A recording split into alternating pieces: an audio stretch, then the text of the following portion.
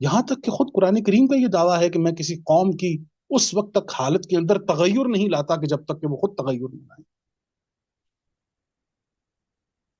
اور میں پہلے بھی عرض کر چکا ہوں کہ تغیر میں اور تبدل میں یہ فرق ہوتا ہے. قرآن کریم کے اندر یہ دونوں فرق ہیں.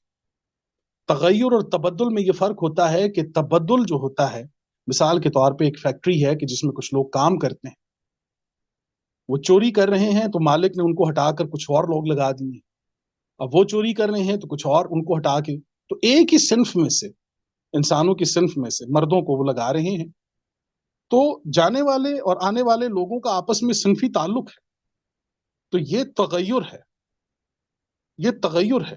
تغیر میں ہمیشہ سابقیت ہوتی ہے، سابقہ کسی شے کے ساتھ تعلق ہوتا ہے تغیر کے اندر.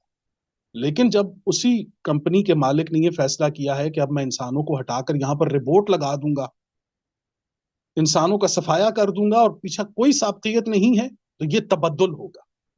تبدل میں سابقہ کوئی شے نہیں ہوتی جناب. قرآن کریم کو دیکھ لیجئے، تغیر اور تبدل کا یہ کمال آپ دیکھیے قرآن کریم کے اندر کہ اللہ نے فرمایا کہ میں اس قوم کی حالت اس وقت تغیر مینس کہ آپ نے ہی یہ کرنا ہے جناب، ایسا نہیں ہوگا کہ آپ کی جگہ میں رپورٹ لے آؤں، یا آپ کو ہی کرنا ہوگا. آپ نے ہی اپنے اندر یہ تغیر پیدا کرنا ہے.